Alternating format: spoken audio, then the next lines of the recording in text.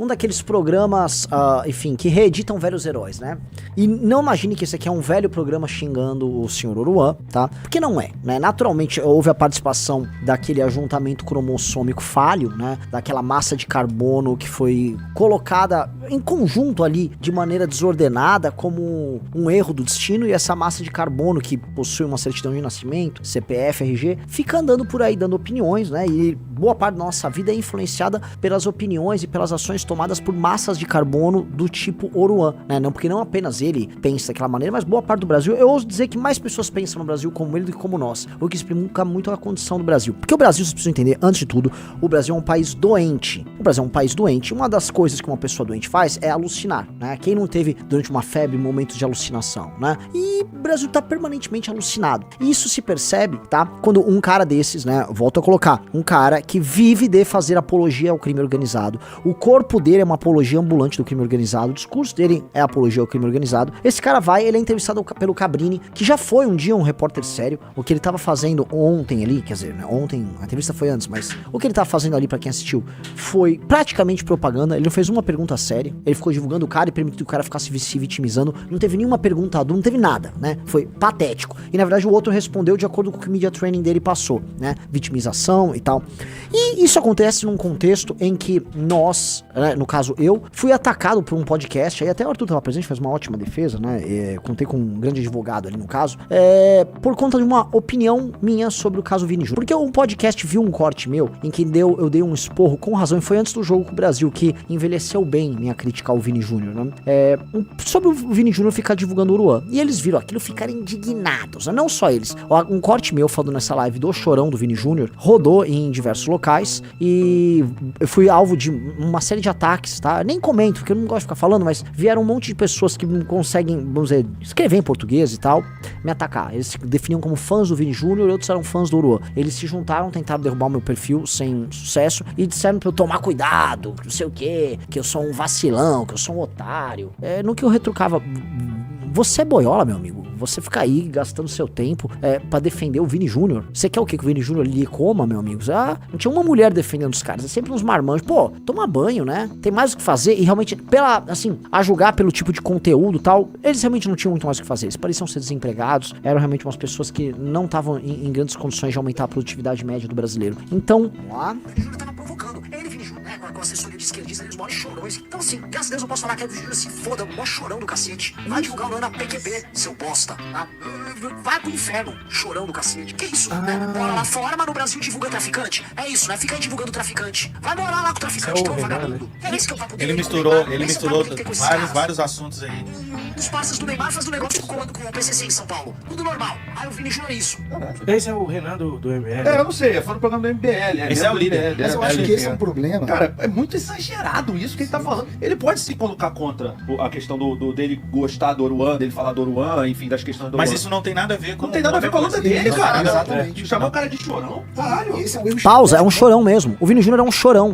O Vini Júnior é um chorão. E falar que ele é um chorão e que vive de assessoria de imprensa e que no campo não se comporta como ele fala no chorão, não tem problema nenhum. É um chorão mesmo. Que eu vou mostrar 2 casos aqui de como pessoas reagem a essa questão do racismo de maneira digna e não que não ficam só com esse chororô que pra mim me soa muito mais marketing do que qualquer outra coisa. Vamos lá. Não apenas dele, mas de boa parte da direita que eles parecem que jogam a causa antirracista no colo dos caras da esquerda. Como se a gente não pudesse falar sobre esse tema, entendeu? De maneira muito gratuita. Fala essa quantidade de groselha com esse tom. Cara, não dá pra levar um sujeito desses a sério. Mas não dá me pra leva levar a sério, eu não sou pra ser levado a sério, não. Não me leva a sério, eu sou um tosco. nenhum desses sujeitos que fazem isso a sério. Não dá, galera, não dá. Ele vai e começa a se empolgar, se emociona, é linguajar, é isso, é aquilo outro. Perde totalmente qualquer razão que ele poderia ter no início da discussão.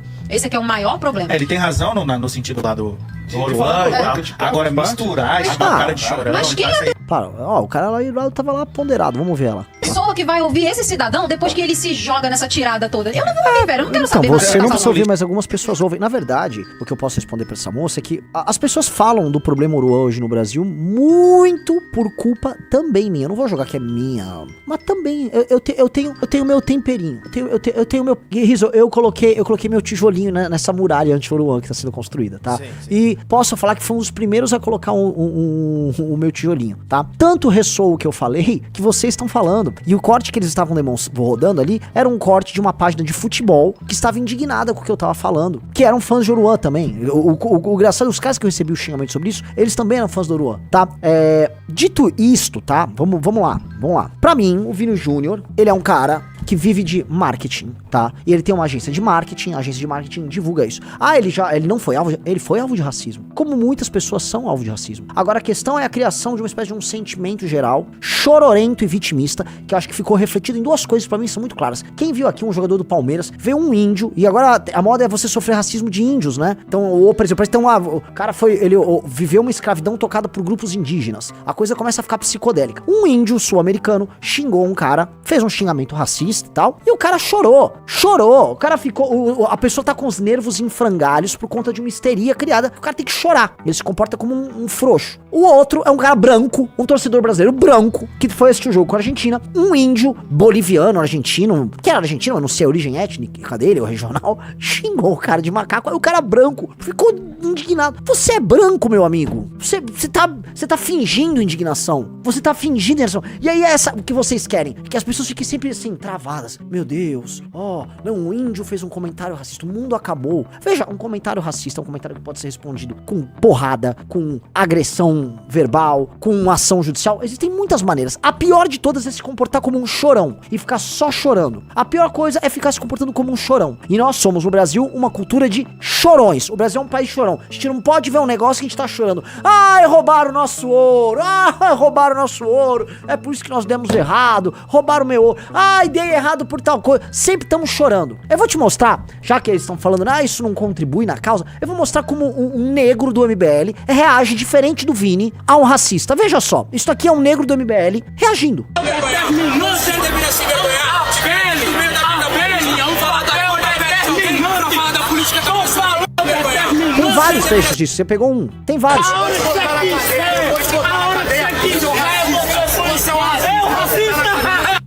É isso, foi pra cima e peitou. O Guto poderia chorar, que seria o vinismo ali. Vou chorar, eu vou fazer uma cartinha. Não, porra, o Guto foi pra cima. Aqui, e não foi pra cima do esquerdista lá, vamos lembrar, né? E o Jota? Vocês não sabiam desse caso? O Jota namorava uma moça branca, lá no Rio Grande do Sul. Veio um cara que ficava importunando eles, era um stalker que ficava importunando o relacionamento dele com a moça, um stalker racista. O Jota levou isso a público, levou isso pra imprensa, meteu o cara no pau, o cara vai ser preso. Olha lá, foi preso, o cara foi preso. Vocês entenderam? O que eu tô falando pra mim é o seguinte, né? Que a crítica deles até fugiu do lance do Oruan. A crítica deles, o que deixou eles indignados, não foi o Vini Júnior, tá? Um brasileiro famoso que inspira milhões de jovens. Não foi ele postar, tá? Um porta-voz do crime organizado no Brasil. Não foi. O problema foi que eu falei que o Vini é um chorão. E isso, o Vini é um chorão. Sim, o Vini é um chorão, sim. E as reações que ele, né, emite ali são reações que fazem a gente ficar permanentemente nesse estado de descontrole emocional e de fraqueza emocional. Tá permanentemente em fraqueza emocional. Não, meu Deus, para tudo. Não, porra, vai pra cima, manda tomar no cu e jogo que segue. Vida que segue. O juiz tá sendo xingado, o outro vai xingar. Todo mundo tem os problemas mais graves, tá? Sérvios, não sei se já assistiram jogos de basquete entre sérvios, croatas. A galera se matou lá, tá? A galera fazia limpeza étnica. Pra você entender assim, a limpeza étnica que acontecia ali nos Balcãs, ela era real, ela era concreta e era de caráter étnico. Ou era branco com branco? Pois é. Assim, limpezas étnicas, amigos, acontecem para além da cor da pele, porque o nosso sentimento não é só especificamente de cor da pele. O outro nos causa estranhamento, o outro nos causa problema. Então, um sérvio e um bósnio, um sérvio e um croata, eles se matavam ali, e eles se odeiam, e o ódio deles é de caráter étnico, entendeu? E eles lidam com isso das maneiras mais diversas. Na África, negros matam negros, todos os dias, por questões étnicas. Brigas, vai chamar um de uma tribo A, do outro lá, que não é, ele não se vê daquela maneira. Na verdade, são as pessoas, especialmente aqui no Ocidente, que usam como clave, né, o que determina, vamos dizer, as classificações, são sobre cor de pele. Na Europa não é assim, na África não é assim, na Ásia não é assim. Você tem conflitos de caráter étnico em lugares em que as pessoas têm a mesma cor de pele. Então, o lance é o seguinte, é óbvio que racismo existe, óbvio que isso tem que ser combatido. Agora, o approach de ser um chorão e de ficar criando a sociedade dos chorões, enche o saco pra tudo, porque nós somos chorões pra tudo, tá? Você botou aí na tela um exemplo de um cara que agora é controverso, né? Mas como é que ele reagiu? Vamos lá. Fizeram uma ação racista contra o Daniel Alves, tacaram uma banana nele. Um espanhol loser vai lá, taca uma banana, nossa, vou atacar ele, vou falar que ele é um macaco. Ele pegou a banana, ele comeu a banana, ele deu um foda, ele virou pra cima do cara, ele cagou e foi jogar o jogo dele. Não se abalou, cobriu o escanteio dele, e jogo seguiu, comeu a banana, ele cagou pro cara.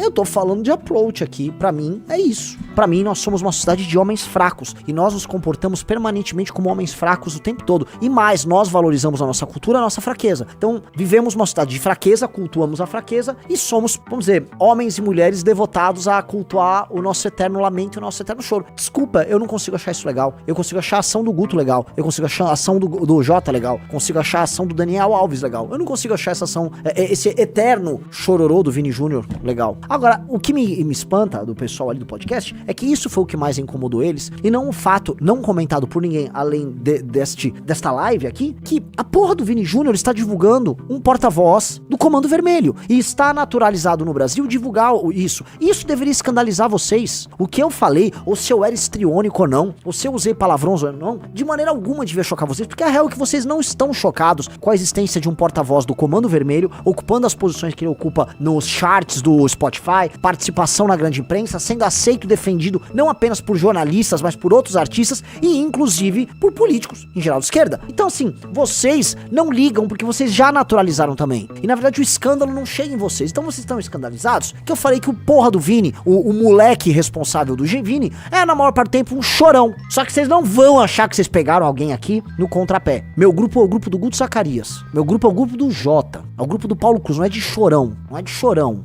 Entendeu? Então ninguém aqui vai ficar nessa. Agora eu estou chocado que vocês não estão ligando pro que o Vini Júnior fez. É assim, não apenas ele, Neymar e outros. Vocês acham que tem que tá dominado. Tua mente tá dominado porque você já aceitou o crime organizado. Você que tá me assistindo, você já aceitou o crime organizado. Quando o crime organizado ocupa os espaços que ele ocupa, você aceita. Quando você pega, por exemplo, e desvia de um determinado local na rota que você tá indo fazer de carro para não ser assaltado, você já tá sendo colonizado pelo crime organizado. Quando você botou um muro na tua casa para não ser assaltado, você já aceitou o crime organizado. Quando você bota um insufilme no seu carro pra pessoa não ver quantas pessoas estão dentro para evitar um assalto, você tá sendo dominado pelo crime organizado. Quando você não anda com o celular à mostra na rua com medo de ser assaltado, você já foi naturalizado pelo crime organizado. Tudo já está sendo naturalizado na tua cabeça. O teu dia a dia é controlado em grande medida pelo crime organizado. Você nem parou pra pensar nisso. Outro dia eu fiz lá uma live, que até eu tenho um corte lá que o retardado do Kim Paim, né, que é um imbecil, né, é um cara que sujeito que gosta de passar vergonha, ele tava divulgando, mas é o seguinte, aquela live, eu falei, veja só que revolucionário você conseguir fazer uma criança sair de casa e ir pra escola e voltar, né? No que eu retruco aqui, veja que revolucionário você imaginar que um dia você pode sair, por exemplo, da sua casa sem ela ter um muro. Imagina você um dia poder sair da casa sua sem ela ter um muro. Você precisa botar grade, você precisa botar uma porta com grades ou botar grades na sua janela. Já vou pensar que a paisagem da tua casa, das casas dos seus vizinhos, ela é hostil, porque você já tá condicionado a viver de acordo com o crime organizado. Aí você pode botar um relógio qualquer, você nem tem um puta relógio, você tem um relógio qualquer, você tem medo de botar seu relógio qualquer porque você pode ser roubado, tá? Você tem que andar com o celular ali, escondido tal, pra ninguém passar a mão nele. Você pegou o carro, no mínimo você vai ter que botar um insufilme no carro, é ou não é? Se for parar em um determinado lugar, você vai chegar, você até dá um dinheiro pra um guardinha, que é um cara que tá te fazendo uma extorsão, que você tem que tomar cuidado, certo? Você vai deixar o carro eventualmente no estacionamento, você quer saber se o estacionamento vai guardar teu carro direitinho pro seu carro não ser roubado por alguém naturalmente ligado ao crime organizado, tá? O lugar que você trabalha, ele vai ter um monte de seguranças trabalhando ali. Você vai ter que ter todo um aparato de segurança e de câmera, porque você pode ser alvo de um assalto dentro do lugar que você trabalha, certo? Se você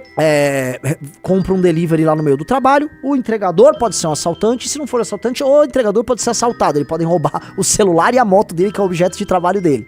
Se você for voltar pra sua casa, além de você poder ser assaltado na volta, você pode querer parar, por exemplo, num caminho, numa padaria, você tem que ficar olhando, tomando cuidado, se você for comprar alguma coisa, se alguém vai te assaltar no processo, é ou não é? Se você não voltou de carro, se você voltou a pé e você parou no ponto do ônibus, tem que tomar cuidado, se você vão ter o seu celular roubado também ali, celular, carteira ou qualquer outra coisa, certo? Se você for mulher, ainda existem outros perigos de outra natureza, que ainda contam, né? Infelizmente. Aí, você vai retornar para sua casa ou pro seu prédio. Se for um prédio, o prédio, ele tem uma muralha em volta do prédio. O prédio é uma coisa...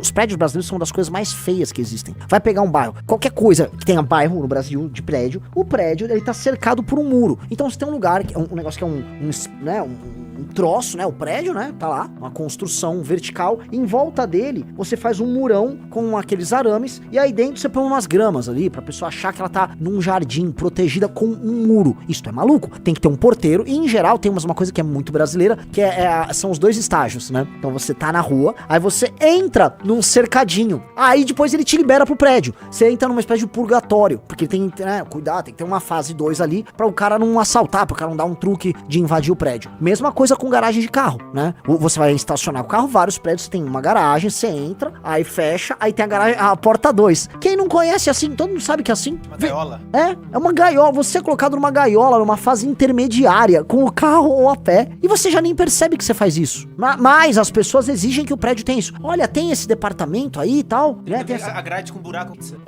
Verdade. E a gente naturalizou. Se o cara vai pra uma casa, né? A casa tem que ter já ali o gradil ali na frente. Algumas casas nem tinham espaço pra isso. Aí surgiu uma coisa que é muito brasileira também, que eu chamo de portão com barriga. Que é o portão que o cara põe, que ele tem uma barriga pra caber o carro. Ele vem com uma barriga ali. Aí o cara, não, Bob, ele vai no serralheiro, por favor, faça um portão com barriga pra mim. Isso porque ele ainda não teve dinheiro pra fazer um belo murão de alvenaria. Aí faz um belo murão. Hoje as pessoas fazem o murão, pintam de cinza, né? Fazem aquela coisa. Coitadas, não tô nem criticando. Elas querem se proteger, elas estão com medo. Aí você entra na casa, ela tem que ter uma porta de aço. As pessoas comemoram, tem uma porta de aço, uma porta dura, robusta, que não vai ser quebrada. Aí a pessoa vai estar lá. E mesmo dentro de casa você tem que tomar cuidado, porque você sabe que coisas podem ser roubadas. Você vai esconder algumas coisas dentro de casa. Quando você olhou ali, você se toca que você é um completo neurótico e que você já viveu completamente condicionado a um tipo de vida imposta pelo crime. Portanto, você é um presidiário do crime. Essas pessoas estão me criticando porque, eu mexi com a dor do Vini Júnior, do bilionário Vini Júnior. O bilionário Vini Júnior que fica chorando, mas continua. Ele acha que o futebol racista espanhol é racista. Olha, deve ter muito torcedor racista na Espanha. Não nego, deve ter torcedor racista pra chuchu. Não obstante, ele continua recebendo o salário dele da federação lá, tá lá, faz o choro dele, tá no jogo seguinte jogando, e vida que segue. E tá tudo bem. Vida que segue. Não tô nem falando que ele é hipócrita. Só tô falando que não dói tanto quando você ganha 1 bilhão. E ele podia ser muito mais duro do que ele é. Mas pra ele, me parece isso mais marketing do que qualquer coisa, né? Porque quando o Guto o Guto confronta o cara a cara. Confronta. O Jota foi pra cima do cara e confronta. Mas vocês não, vocês estão vocês, né, estão permanentemente como é que chama isso? A gaiola, no purgatório, né? Aí você tá permanentemente no purgatório ali, na gaiolinha, né, achando natural. Imagina mais um Oruan. O Oruan só é o porta-voz do crime organizado com uma tatuagem do Elias Maluco e que divulga e pede a liberdade pro Marcinho VP, chefe do Comando Vermelho. E pra vocês, o fato do Vini Júnior tá divulgando um cara desses, é natural, é tudo bem. Na verdade, se o Vini Júnior estivesse divulgando, por exemplo, algum artista tivesse uma posição política de direita complicada, eles estariam falando que isso é uma irresponsabilidade. Porque a galera quer comentar coisas do esporte, participa de cancelamento do Sérgio Maurício, né, aquele cara lá da Band, que apenas não achava que, sei lá, que a Erika Hilton, ela era totalmente verdadeira, né? Aí cancelam, aí o mundo do esporte se une contra a transfobia. Vocês não têm nenhuma noção do que é prioridade. Vocês não têm noção do que é prioridade. Vamos lá pro nosso querido Oruan? Então vamos lá, vamos ver quem eles já naturalizaram. Vocês viram o exemplo que eu dei de Brasil, né? Vocês estão assistindo, vocês entenderam o que eu falei? Porque assim, se você tentar ter uma vida de um cidadão livre, por exemplo, se você for um norte-americano e chegou aqui e for se comportar como um cidadão livre no Brasil, fatalmente será assaltado ou sequestrado, porque você vai deixar muitas brechas. Imagina, eu vou dar uma volta com a minha cara de gringo aqui no centro de São Paulo, vou dar uma rua em Fortaleza, vou botar meu iPhone, vou botar aqui e vou ficar olhando, tal, e vou conversar no meio da rua. Meu amigo, vão roubar você em poucas horas, tá? Por quê? O cara que tem a mentalidade de alguém que mora num local livre, não tá pronto pra lidar com uma sociedade hostil. A sociedade brasileira é uma sociedade hostil, uma sociedade em que o crime recompensa, né? O Thiago Caragal falou, Renan, essa galera são os nerdolas, não são nerdolas. Eu não tô falando que esses caras são de esquerda, pelo que eu entendi, eles concordam, só que a sensibilidade deles tá ativada porque eu falei do Vini. Meu amigo, se vocês não tiverem absolutamente indignados com a naturalização do crime organizado, você não tá no ponto. Então, se vocês viram aquele meu vídeo, a preocupação foi o Vini, é porque o sistema de alerta da pessoa sobre o que é prioridade ou não tá certo. Não é jogo político. Quando eu falo desse Oruan, cara, não é jogo político, não é jogo político. E, na verdade, conversando com a galera, conversando com mesmo membros do MBL, a galera me pergunta, mas Renan, faz sentido você falar do Neymar? As pessoas gostam do Neymar. O brasileiro gosta do Neymar. Veja o Nicolas. Só falta o Nicolas tirar foto com o Oruan, porque de resto, com todo mundo ao redor, ele tira foto, ele anda, ele gosta. Porque ele entendeu, assim, que o brasileiro é hipócrita. Eu também sei disso. E ele vai aceitar, porque o importante é ele ficar popular, então ele vai lidar com essas contradições. Ele não tem problema nisso. Eu tenho. Vamos lá. Vamos ouvir aí nosso querido Oruas da galera? Você chegou a tentar falar com ela? Nem quero. Não tem como ela entender a minha realidade, chefe. Ela não veio de onde eu vim. Ela é a Amanda Vittorazzo. Ele está falando, tipo assim, você não tentou falar com ela. Na verdade, não adianta você falar isso nesses termos, né, Uruan? Porque na prática você ficou incomodado com ela e você mandou outras pessoas falarem com ela, é ou não é? Só que as pessoas foram falar certas coisas que não se falam, né? Do tipo, você tem que ser estuprada, não sei o que, Jack lá, eu nem gosto de ficar falando nisso, né? Pessoas que ameaçaram ela de morte de maneira bastante recorrente. Sim, você não falou diretamente. Agora, ela te convidou, Uruan, você sabe disso, né? Pra se defender lá na Câmara de São Paulo. Ela te convidou pra uma audiência pública. Você não quis ir. É porque você não consegue se defender. Veja só, eu estou chocado com a fraqueza argumentativa do repórter investigativo Cabrini, tá? Esperava mais esse cara. Vamos lá. Porque ela não sofreu o que eu sofri, ela não passei o que eu passei. O que? Pausa. Passei o quê? Passei o quê? O quê? Não, eu acho engraçado. Passou. Você era um playboy. Oruan, você já rodou o mundo, já morou fora do Brasil. Você é filho de um dos traficantes mais importantes do Brasil. O seu pai é um multimilionário. Olha o papo desse cara, Rizzo. Você é multimilionário desde cedo. Você é multimilionário. Você nunca passou dificuldade. Aí o que é? Não, eu nunca vi meu pai. Bom, a Amanda praticamente não teve contato com o pai dela. O pai dela sempre foi ausente. Sequer pagava pensão, sequer ajudava ela.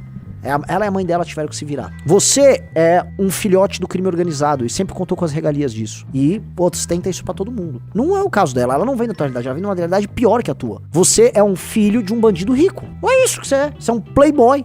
Vamos lá. Faz apologia ao crime? Não, eu canto a realidade. Pra mim não existe apologia ao crime. Ah, não. As suas músicas são apologia ao crime, sim. E mesmo quando você canta covers, os covers são apologia ao crime. Você sustenta e homenageia um tipo de figura presente no mundo do crime, que é o bandido. E quando não, você sustenta o seu tipo de vida. Quando você canta a música O Filho do Dono, O Filho do Chefe, eu sempre confundo ali, tá? Você fala sobre você mesmo. Você fala que quando você está com o carro roubado, que é o tal do carro bicho, que você faz as mulheres endoidar, que você é o filho do dono, e você é o filho do Marcinho VP. Você cita até o complexo ao qual a sua família tem um domínio territorial. Você tá falando que você mesmo tem uma vida de poder e dinheiro, que você anda com um carro roubado, e você tá, tipo... Você não fala que isso não é uma apologia? Então, a pergunta do Cabrini é muito ruim. O Cabrini tinha que ler a letra, né, Cabrini? Se você fosse fazer esse tipo... Cara, deixa eu pegar aqui, Orua. Quando você fala isso, tal... Quando você fala que você é o filho do dono... Quem é o dono? É o seu pai? Ele é dono do quê? Tá, quando você fala que você tá com o carro bicho, que é um carro roubado, você anda com o carro roubado? Ah, você não anda com o carro roubado? Você é contra o roubo de carro? Você poderia falar... O Comando Vermelho tem relação com crimes? Essa lista de pessoas que foram mortas pelo Comando Vermelho, tá? O que você tem a dizer sobre isso? Você acha que a sua música, ela tece loas e incentiva ou não incentiva a prática criminosa de um grupo que é chamado Comando Vermelho? Você não acha que tem relação isso com isso? A melhor parte, quando ele menciona a tatuagem, mesmo assim ele para. Vamos lá. O que é apologia ao crime pra você? Você incentivar outras pessoas a cometer o crime. Mas incentivar outra pessoa a cometer o crime é você falar o quê? Falar pra pessoa matar. Falar pra pessoa roubar. Não. Olha só.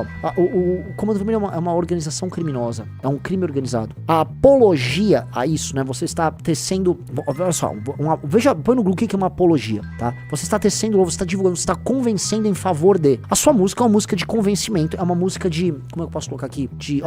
Apologia, em termos retóricos. Discurso ou texto em que se defende, justifica ou elogia. Defesa apaixonada a alguém, entendeu? A sua música é uma música de apologia. Você defende a sua facção e você defende um modo de vida. Ela é uma música de apologia. Olha que ele tá acostumado, dado as questões familiares, a achar que existe o tipo... que está se falando apenas do tipo penal. Não é apenas do tipo penal. É mais grave do que o tipo penal. Sua música é uma música de propaganda. Isso pode ou não pode se enquadrar no tipo penal. A questão toda é, a sua música é uma música de apologia ao tipo de vida do crime? Ela é! Basta ler as letras. Ela é. O Cabrini não foi pronto aí pra perguntar pra esse cara. Qualquer coisa que seja Eu legal. nunca falei pra uma pessoa matar, nunca falei pra uma pessoa roubar. Não, isso quer incentivar o crime. Eu falar de arma... E repara, ele mesmo tem o cara é tão na vida do crime, quando ele fala, porque ele sempre faz isso aqui, né? Tá, ele fala aqui. Quando ele cita, tá, né? O crime, botar arma aqui, que é jargão, é jeito de bandido falar, entendeu? Que é, você é um filho de bandido, você é um apologista de bandido. E aí ele tá, o que ele faz? Qual é a malandragem dele? Ele tenta jogar, eu falei pra atirar, pra matar, eu não falei isso. Não, ô retardado mental. A apologia vai além do tipo penal, que também dá pra te colocar no tipo penal, mas a apologia vai além disso, né? A sua música toda, a sua carreira toda é apologia ao crime organizado e à facção Comando Vermelho. Você pinta com cores muito bonitas a vida do crime, porque você é um defensor, você é um propagandista do crime. Isso é meio óbvio. Eu tô falando uma coisa complicada, Riso. Vamos lá. Nunca falei pra pessoa roubar. Não, isso quer incentivar o crime. Vamos lá. Eu falar de arma, eles colocam como apologia. E de onde vem essa imagem? Eu acho... Não, tenho certeza que me vem pelo fato de me associarem ao meu pai, sabe? Que é o fardo que eu vou carregar pro resto da minha vida. Ué, você é um fardo? Por que você divulga e defende ele? Não é um fardo. Você tem muito orgulho de ser filho dele. Você tem uma música que chama Filho do Chefe. Vamos lá. O que você falaria para as pessoas que te criticam pelo fato de você ter uma tatuagem do Elias Maluco e cometer um crime bárbaro contra o jornalista Tim Lopes? Eu falo que eu não olho pro erro dele, sabe? Ah, não olha, né? Eu não olho, né? Eu não olho. O fato dele ter picado, esquartejado, botado fogo com o cara ainda vivo, sendo um jornalista ali, tá? Ou seja, efetivou uma tortura bárbara contra o cara, é um erro menor. Isso não impacta o fato de eu amá-lo. Pô, é isso aí. Vamos lá. Olho pra eles. O erro dele, eu condeno. Ele tá errado. Nunca vou falar que ele tá certo, não, ele tá errado. Mas eu amo ele, mano. O que eu faço com ele? Cara, eu vejo ele falando isso, bate, assim, sobe a adrenalina, cara. Vem aquele ódio, realmente vem um ódio existencial. Ódio existencial. O cara foi em TV Nacional, pra frente de um jornalista, falar, não, foi um erro, tá? Eu recrimino. Sim, você recrimina, né? Você defende todas as mesmas práticas criminosas, você defende o grupo dele, você tatuou o cara, tá? Ou seja, você não recrimina nada. Na prática, uma pessoa que recrimina, você estaria negando tudo que representa o crime organizado, o Comando Vermelho e as figuras. E aí você lidar com a idiosincrasia, eu amo meu pai, mas ele é tudo que eu condeno. Não é o caso. Você é continuidade do projeto do grupo político dele e do como chama? Do Marcinho VP e do Elias Maluco. Você é continuidade. Você não nega em nada. Não, eu discordo. Sim, você tá falando ali como quem fala, porque quando você canta, você não tá cantando contra o crime. Você tá cantando a favor, você ganha dinheiro fazendo apologia e mostrando que você é brabo, que teu pai é o cara, que você não sei o que você é filho do chefe, que você comanda. Ué, recrimina. Aí vem com essa conversa que é ele joga a palavra no ar de maneira solta, né? Não, veja só, eu condeno, mas eu amo ele, e aí?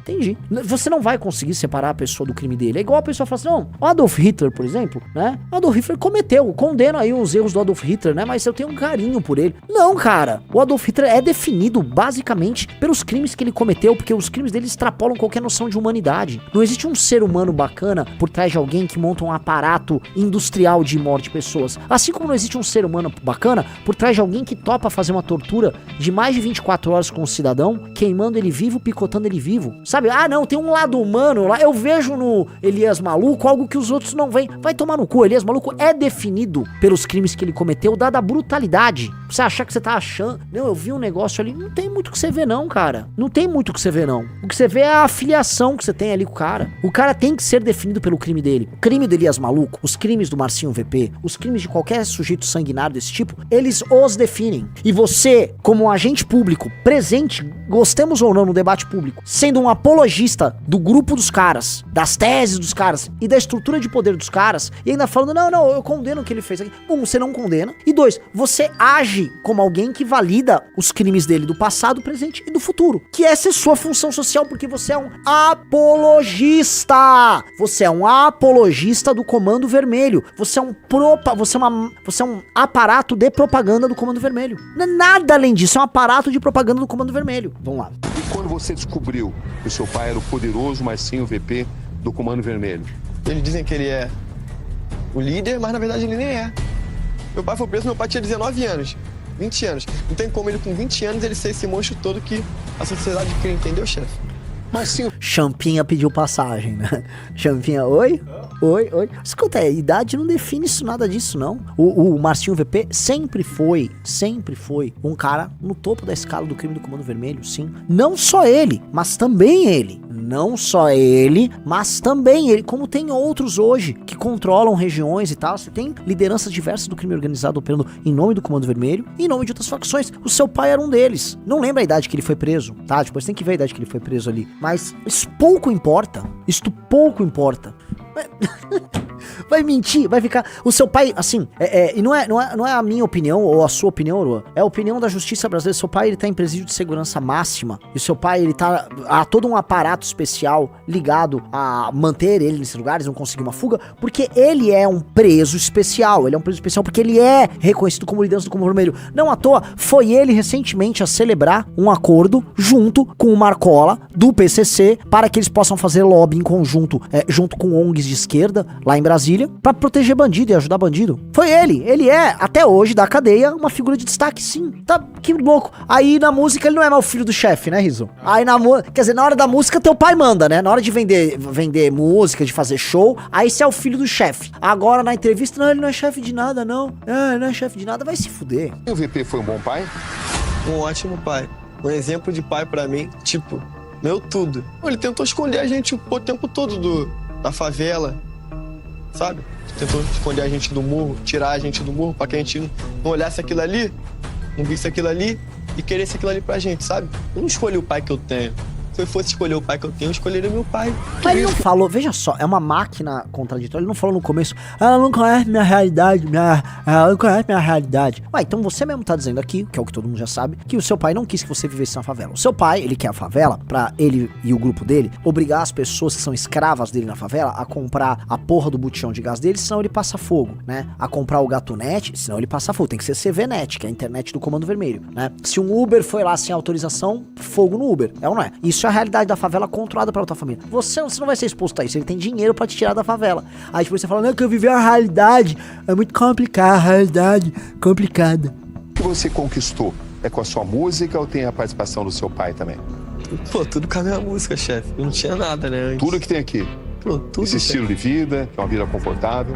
Eu não tinha nada antes. Se hoje eu consegui conquistar o mundo, consegui conquistar o Brasil, foi porque meu pai, ele me ensinou o caminho certo. Ele falou, filho, você tem que trabalhar, você tem que estudar, você tem que ser honesto com as pessoas, você tem que ser humilde. Cara, isso aqui, cara, olha só, cara, as sensações que me vêm, cara. Vocês entendem, né? Aí, por favor, lembrem daquele vídeo que eu passei no começo da live, de um pessoal que aparentemente é de direita, indignado com o tom que eu falei do Vini Júnior. Se vocês não veem isso aqui, ele mesmo falou, não, porque eu tô conquistando o Brasil, eu conquistei o Brasil, tá? Pois é, meu amigo, se você não vê isso aqui, isso não mexe com você, você morreu por dentro, você tá completamente morto, né?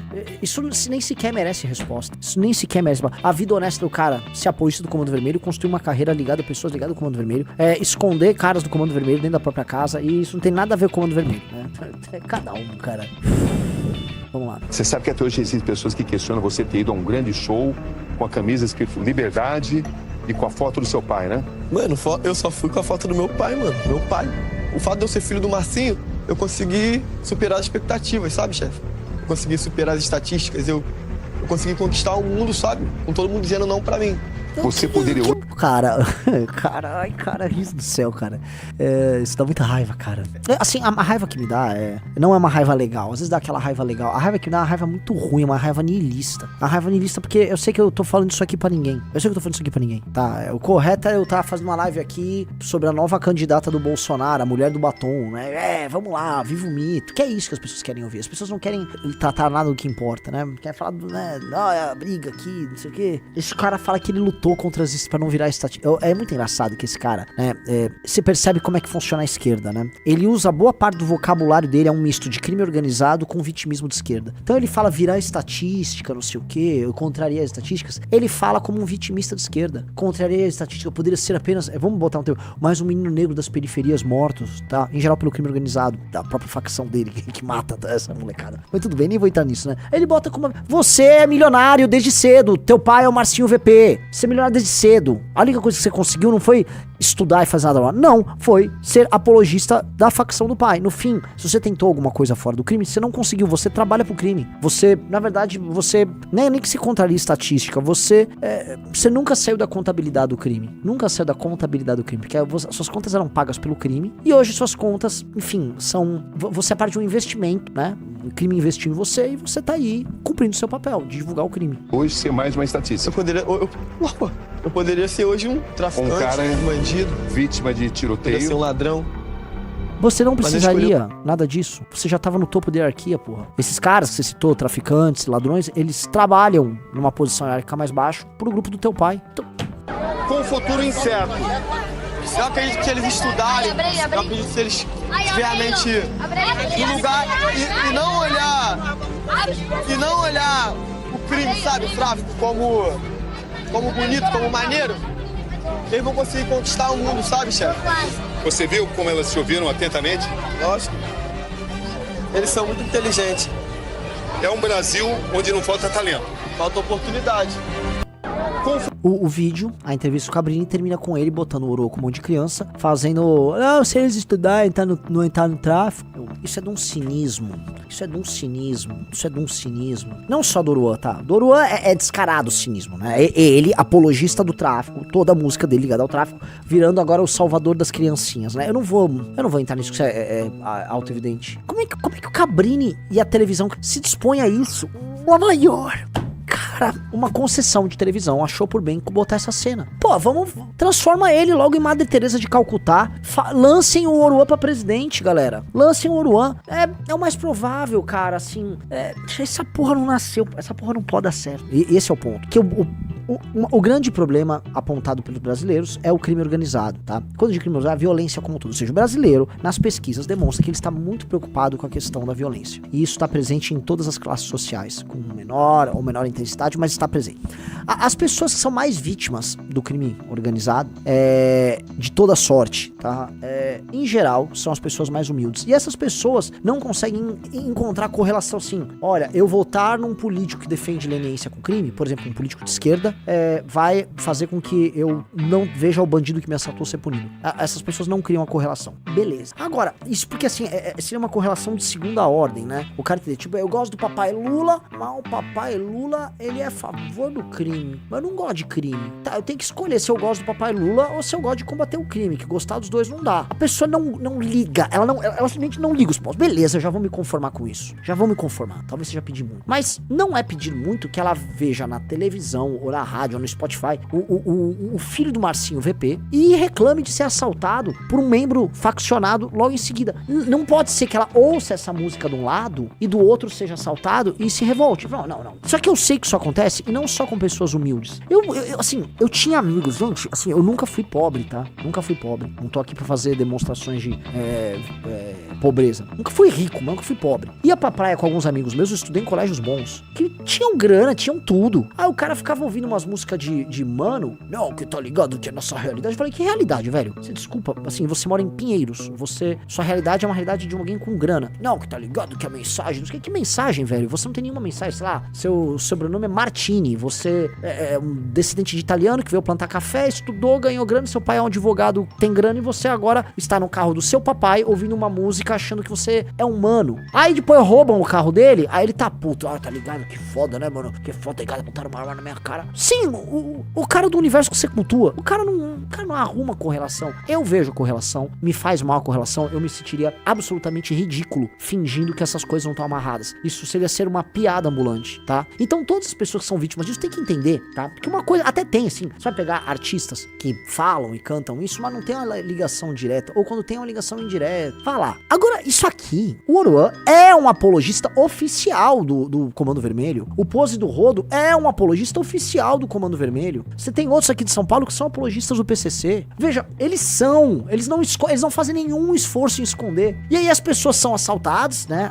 Elas estão, vamos dizer, elas evitam andar em lugares controlados pelo crime, eventualmente se protegem o celular, tal, não quer ser roubado, mas ela quer viver aquela cultura. E ela acha que uma coisa não tá correlacionada à outra. Então, tá, né? E ao viver isso e ao não entender que ela comunga de uma cultura que valida e naturaliza essa estrutura de poder que a oprime, né? Aí não tem como eu parecer meio marxista aqui, né, Riso? Quando os marxistas dizem que a cultura, no fundo, ela é uma estrutura, é uma superestrutura, na verdade, não estrutura, é uma superestrutura que serve para avaliar, para justificar, né, em grande medida, serve não só, mas também para justificar uma estrutura econômica, uma estrutura material, uma estrutura de poder específica, né? A cultura enquanto ideologia. A cultura, né? Eu não sei se os marxistas eles reduzem apenas a isso, tá? Não tô falando aqui, não quero vaticinar, mas eles também falam isso.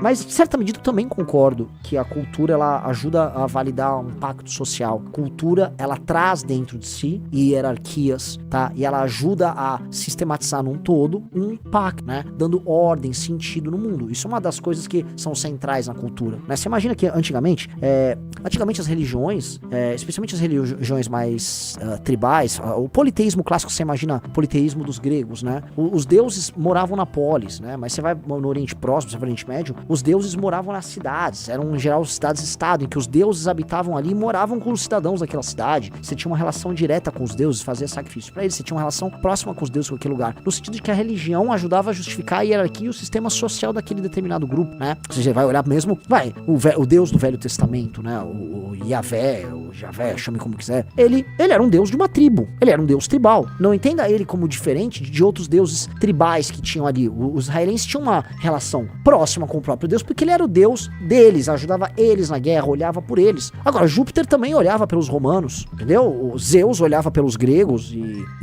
isso acontecia e era parte da noção existência. Tudo que assim, essa amarração social que você tinha toda, era uma amarração que o aspecto religioso fazia parte. Então, sim, amigos, a cultura ajuda a justificar, né, toda uma teia de relações sociais. Ajuda. Ela dá noção. E isso é bom, não estou falando que isso aqui é ilusão e tal. Ela ajuda.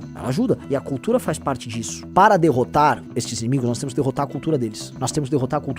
A cultura deles ajuda a justificar um determinado tipo de ordem, de pacto. E isso precisa ser destruído. A cultura e a estrutura material. Então nós temos que atacar. E esse é o ponto, né? Rodou muito um vídeo meu lá falando da criança. Parece que isso até irritou o nosso querido Kim Paim.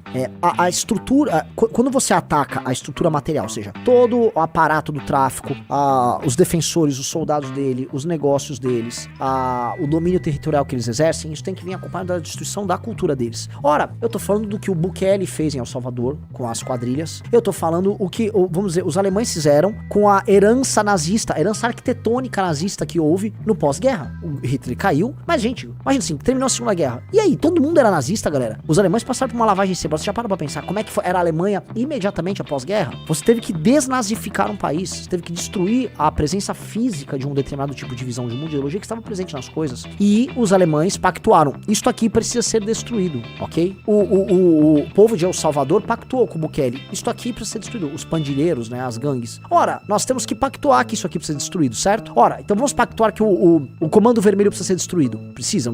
Então, a música do Comando Vermelho também precisa ser destruída. Eu tô só, né? Amarrando aqui, tá. Certo? E isto é destruir a cultura e é destruir a superestrutura e a infraestrutura. Chame o que quiser. Temos que destruir as duas coisas. Blum. Isso tem que ser demolido. E aí, o Estado brasileiro ocupa territorialmente esse lugar. E o que o Estado brasileiro tem que fazer? Chegar nas vítimas, nas pessoas que viveram sob o regime do Comando Vermelho, sob o regime do PCC, sob o regime do terceiro comando da capital, do terceiro comando, não sei o que, o TCP. Chegar nas pessoas que foram vítimas e que habitaram, e as coisas citadas nesses termos, habitavam e ainda habitam nesse instante os territórios desses lugares, as libertarem fisicamente do jugo deles e mentalmente. Essas pessoas estão naturalizando há décadas uma hierarquia ilegítima de poder. E não só elas. Pessoas que não vivem sob o jugo desse crime. Bando de playboy filho da puta aqui de São Paulo, do Rio. Bando de playboy merda que houve o Uruan. Esse bando de jogador de futebol filho da puta. Neymar, Vini Júnior. Desculpa, eu vou falar. Neymar, Vini Júnior. Bando de jogador de futebol filha da puta. Que ajuda a validar a hierarquia do Comando Vermelho e de outras facções através dessas amizades que eles constroem com esses caras, tá? Esses caras não vão poder fazer isso. E puta que pariu, cara, dói eu falar isso, porque assim, eu tô me indispondo com pessoas do MBL falando isso aqui, o Riso sabe do que eu tô falando, eu tô recebendo bronca, Renan, mas puta que pariu, cara, puta que pariu, dói falar que assim, se você quiser derrotar o crime organizado, você vai ter que derrotar muito, isso impõe várias coisas, que é guerra ou não é, a não ser que não queira fingir que não é uma guerra, a gente vai derrotar na boa com o nosso sistema de justiça, meu amigo, nosso sistema de justiça não derrota nada. Nosso sistema de justiça não funciona. E a maior prova que não funciona é que pra funcionar, no caso lá do Bolsonaro, precisaram criar um inquérito ilegal e sair fazendo prisões à torta e à direito, né? Tanto não funciona que na hora que eles precisaram que funcionasse, eles criaram outra coisa. Porque se fosse depender do nosso sistema de justiça, ninguém seria pego pra nada. Então é ou aceitar que você tá numa guerra, estou numa guerra, ou é fingir que não tá. Aí beleza, quer fingir que não tá? A gente vai fingir. Então, gente, é válido. O Vini Júnior só queria ouvir um Oruanzinho. O Neymar, o parça dele, só queria fazer um business lá com a turma do PCC. Acontece. Quem nunca? Faz parte, pô. O PCC, pô, tá... Honra. Ou não é? Então vamos naturalizando. Gente, na naturalização funciona assim. Você naturalizou, o filho do Marcinho VP vai ser defendido pela Band. Vai andar com as crianças, isso. Você vê ali. E as crianças.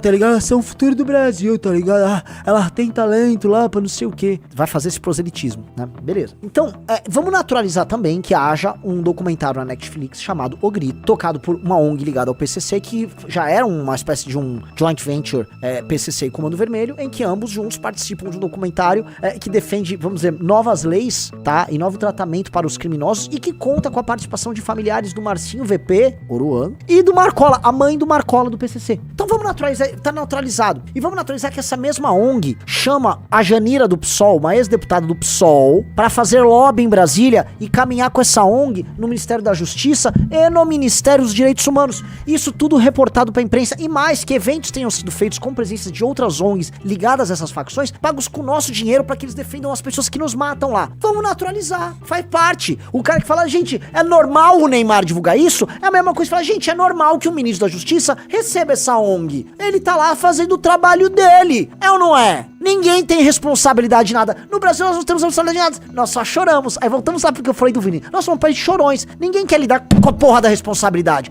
Então, vamos cobrar o Lewandowski? Não vamos cobrar o Lewandowski. Por que eu vou cobrar o Lewandowski? Eu não vou cobrar a porra do Vini Júnior. Eu não vou cobrar a porra do Neymar. Eu vou cobrar o Lewandowski. Ele só tava cumprindo, né, o ministério dele, o dever institucional de receber uma ONG que defende uma causa. Vamos adotar o cinismo completo, que é o que essa porra de país, esse buraco chamado Brasil é. Um cinismo total e restrito. Ué, o que a Aniele tava fazendo? Ora, a Aniele estava recebendo uma ONG que tinha uma pauta muito importante. Inclusive, ela até participou do filme dos caras. Ué, vamos adotar a resposta deles? Vamos adotar. Tem relação nenhuma. Todos os elementos estão relacionados. O Oruan participa do documentário da ONG que defende isso, que foi recebida pela Aniele. A mãe do Marcola participa. Não, tudo normal. Coitado do Vini. Vini só queria divulgar uma música. A música chama Lei Anti-Oruan. É uma música de propaganda do próprio Oruan. Quem cuida das redes sociais do Vinícius é a porra de uma agência de uns dadores de serviços audiovisuais, né? Eu não digo que eles dão de graça, eles cobram, né? Serviços audiovisuais, né? Vai lá e vão divulgar aqui, que eles acham legal, transgressor. Se fuder. Ai, quer que eu não, mas não, e o Vini... Quero que o Vini vá pra puta que pariu. Ele e aquele time de bosta do Brasil. Ele e aquele bando de filho da puta. Vai se fuder esse cara. Tô cagando pro Vini. O Vini não interfere em nada pra minha vida ou pra vida de ninguém que eu goste. Ninguém que mora nesse país ser melhor. O Vini só é um jogador de futebol. É isso. Aí vão ficar indignando. Não, pô, mancada com o cara, né? Mancada, o cara que se foda. Honestamente, bilionário, não consegue ter a responsabilidade, porque ele mora lá fora, né? Não consegue ter a responsabilidade de entender o que ele tá fazendo aqui. Nenhum desses caras tem. Nenhum desses caras entende que isso aqui é guerra. Ninguém entende. Pra gente, Comando Vermelho. Pra ele, vou morar lá na Espanha, tá? Vou curtir a vida, vou sair com minhas putas de todas as regiões do globo, né? E aí vocês vão lutar comigo porque eu tenho que ganhar a bola de ouro, né? Senão foi racismo. É isso. Mas pra gente é um Oruan, pra gente um bom Comando Vermelho. Pra gente um Comando Vermelho, um micro-ondas, né? Uma casa com a grade, com aquela barriga, né? Sempre lembra aquela grade. Vocês já viram, né? A famosa grade barriguda, né? A grade... Pra gente isso, pra gente uma vida de bosta num país de bosta de terceiro mundo, que não consegue se defender da merda de um crime organizado e que o filho da puta do filho do chefe do Comando Vermelho faz apologia na TV. Pra ele não, você tem que lutar porque se ele não ganhar a bola de ouro foi racismo. Aí ele chora. Uau. Ricaço, bilionário. Tô chorando. Né? É gostoso, né? Aí, né? Olha lá a barrigona, ó. Olha lá a barrigona. Você poderia morar num país que simplesmente você não precisasse botar uma grade no carro porque não roubariam o seu carro, sabe? Como é em qualquer país desenvolvido. Ou não, assim, se você for pra país marromeno, você não precisa tanto disso. Hoje você não consegue ver uma casa no Brasil que é construída sem um muro. Então, você não vê, cara, não existe arquitetura. Acho até piada as pessoas falarem de arquitetura de casas no Brasil, porque não tem arquitetura de casa, porque a casa é um muro. A casa no Brasil é um muro, você mora num muro. Então foda-se se a arquitetura é... Até as pessoas dom, né? A arquitetura greco-goiana. Meu amigo, a arquitetura greco-goiana, ela se dá num contexto de um condomínio. O que é um condomínio? Em vez de você fazer um muro ao redor da sua casa, você faz um muro ao redor do teu bairro. Você vai pagar caro por isso, você vai pagar muito caro, tá? Aí você vai morar com outras pessoas que não pertencem a um crime organizado. Ou, às vezes, não pertencem, porque, por exemplo, a Alphaville já tá lotada. A Alphaville tá lotada, porque como é um lugar que o traficante quer morar em Alphaville, o funkeiro quer morar em Alphaville, o coach quer morar em Alphaville. Aí o cara que foi lá, puta, fosse um médico, tinha um consultório, ganhou dinheiro, comprou uma casa lá, aí na frente da casa, se fudeu, coitado do cara de Alphaville, né? Tadinho, não tô nem xingando, tô só falando assim, se ferrou, né? Pô, mas o cara saiu da favela, não saiu, cara, é randandan ali e tal, ou o Pablo Marçal apareceu na porta da tua casa, uai, só, deixa eu abrir seu mindset, aí você ferrou, né? Então, arquiteto, você só vê a casa quando ela tá num condomínio. O resto, meu amigo, é grade e muro. É grade e muro. Então não tem arquitetura. As pessoas são bestializadas, as pessoas são presidiárias, tá? E ficam andando presas enquanto o bandido tá solto. E se você falar que você é contra, você é a favor do genocídio da juventude negra. Que é aquela coisa, né? As maiores vítimas das estatísticas, eles são pardos e negros, tá? Do crime. Mortos por outros, em geral, pardos e negros. E por uma estrutura, na prática, financiada com dinheiro gringo, este sim, muito branco, por professores muito brancos, jornalistas muito brancos, intelectuais muito brancos, políticos muito brancos, que acham lindo, né? Porque eu vou falar uma coisa que dói muito. Esses caras são os maiores inimigos dos negros, que eles adoram falar das questões raciais, mas eles acham que o papel do homem negro, tá? E essa é a coisa mais cruel. E é uma coisa que eu já vi o Jota fala muito, o Guto fala muito. O papel do homem negro é um papel que é o pior possível que ele pode ter. Ele não pode ter família, porque, né, as famílias têm que ser desconstruídas. Eles gostam de ficar mostrando que na favela é uma putaria. Se é putaria, se há, né, e tudo isso, então este homem não tem controle sobre a própria casa, o homem pardo negro. Ele tem que ser desconstruído de tudo. A ele não é permitido ter o exercício da masculinidade, da liderança dele. Perguntar, eles têm transformado em vítima. Você é vítima, você nunca vai conseguir arrumar um emprego, você não vai fazer porque a sociedade é isso, aquilo, entendeu? O cara fica lá, né, todo cagado. Aí, se um desses entra na estrutura do crime e começa a exercer poder na estrutura do crime, aí as esquerdas permitem. Aí beleza, aí o cara é um poeta desconstrutor de uma sociedade injusta. Entendi. O exercício de poder permitido pro homem negro é no crime, que é isso que a esquerda quer. Agora, o cara ser um homem virtuoso, com um trabalho sério, que constrói, trabalha e lida com o mundo real, aí não. Aí eles não gostam. Porque em geral esse negro deixa de ser, ou nunca é, de esquerda. Em geral você vai pegar esse negro evangélico. Aí eles não gostam. Aí ele até deixa de ser negro, que é o problema da esquerda. Quando um negro exerce o papel dele social com destaque, sendo produtivo na sociedade, esse cara deixa de ser negro e vira um inimigo. Aí o nome dele vira inimigo. Aí eles vão chamar ele de capitão do mato, ou eles vão ignorar a existência deles. Você vai pegar um pastor evangélico sério, com uma comunidade séria, que trabalha, que tem um trampo dele fora e tal, e ganha um dinheiro. Vixe, esse cara é o Adolf Hitler pros caras. É o Adolf Hitler. Esse cara não pode, né? Então, o homem negro ou o homem pardo só pode se realizar enquanto homem trabalhando pro crime. Essa é a visão da esquerda. Essa é a visão canalha que a esquerda tem. Que é uma visão limitante e que só diz o seguinte: teu papel social, se for exercer sua masculinidade, é ali. Então ali ele pode ser por exemplo, um funkeiro que fala as maiores atrocidades sobre as mulheres. Beleza, porque é a música aqui do não sei o que. Aí beleza, você pode, entendeu? Agora ele não pode ser evangélico. Aí não, aí o cara é fascista, entendeu? Então tem um papel muito perverso, muito canalha, muito baixo da parte das esquerdas nisso. Não esqueçam o papel das esquerdas nisso. Pô, você quer realmente me ferrar, vamos lá. É o único bom de ontem. Eu sei que você não gosta muito de como a mídia costuma te retratar, né? Por quê? Eu não gosto da mídia que a mídia fica falando, filho de traficante. Não é uma mentira. Vamos lá. Postas do terceiro mandato do presidente Lula. Mas uma análise do Estadão encontrou 3 cidades onde podem haver mais beneficiários desse programa educacional do que estudantes matriculados no ensino médio. Em 15 cidades, o número de beneficiários do pé de meia é de 90% ou mais do número de estudantes de ensino médio. Em Riacho de Santana, na Bahia, são 1.231 pessoas recebendo o pé de meia em fevereiro. Mas segundo a direção da escola local, são só 1.024 alunos matriculados no ensino médio. Procurado, o MEC diz que são 1.860 alunos matriculados. Já a Secretaria de Educação da Bahia fala em 1.677. Ao mesmo tempo, nós encontramos servidoras da Prefeitura de Riacho de Santana que aparecem como responsáveis por alunos que receberam o pé de meia. Uma delas é a professora Amélia de Souza Oliveira, que tem um salário líquido de R$4,3 mil e é dona de uma farmácia, uma pequena farmácia, no centro de Riacho de Santana. Lembrando que o pé de meia é devido somente a estudantes que têm renda per capita da família de até meio salário mínimo. A mesma coisa acontece em Porto de Mós, no Pará. Segundo os dados do do MEC, são 1.687 estudantes ganhando pé de meia nessa cidade em fevereiro desse ano. Mas, de acordo com os diretores das 2 escolas públicas da cidade com os quais conversamos, são só 1.382 alunos matriculados no ensino médio. Novamente, o MEC reporta um número de alunos matriculados maior. Segundo a pasta, são 3.105 estudantes. É mais que o dobro do reportado pelas escolas. Assim como na Bahia, também há professoras com salário líquido acima de R$5.000, figurando como responsáveis por estudantes que receberam pé de meia em Porto de Mós. Ai. Quer dizer que iriam fraudar aquela bolsa absolutamente ridícula que é um sistema de compra de votos que estava sendo divulgada pela Tabata como salvação da educação brasileira? Poxa vida, galera. E quer dizer que isso vai acontecer naquelas mesmas prefeituras corruptas de cidades do interior controladas pelo Centrão, em que a corrupção viceja e que nada que é feito pelo serviço público realmente funciona. Se eu for procurar dados sobre saneamento básico, sobre tudo, elas vão estar com os indicadores mais baixos possíveis, mas a corrupção, a criatividade da corrupção, assim, ela tá no talo.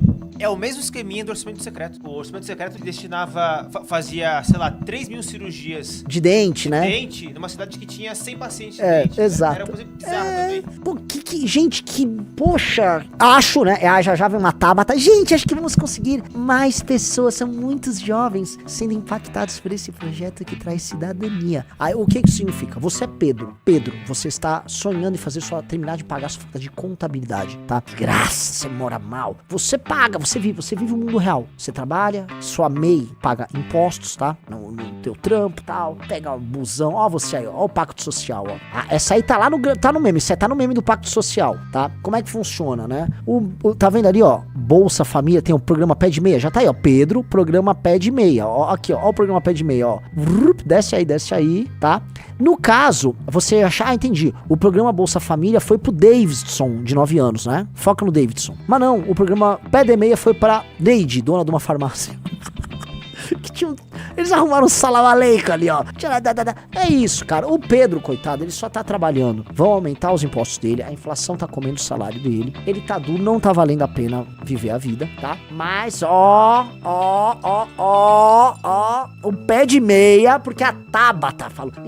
Ela é especialista em educação. Vamos lembrar, né? Quando quem tava presidindo a comissão de educação, o grande projeto que a Tabata queria levar à frente ali na comissão era cota para trans de universidades. É uma especialista, tá resolvendo os problemas ali da educação. Vamos conseguir, vamos longe. O programa de pé de meia é tudo o que a gente precisava. O fato de estar tendo pego várias crianças fazendo uso do pé de meia pra jogo do tigrinho não quer dizer nada, é um detalhe. O fato dos nossos resultados PISA estarem uma merda e claramente dar dinheiro para alguns estudantes só pra irem pra uma escola e não fazerem nada e ficar disperso, realmente me parece uma grande ideia e claramente a gente não para de evoluir, até porque nós vivemos sempre na pátria educadora.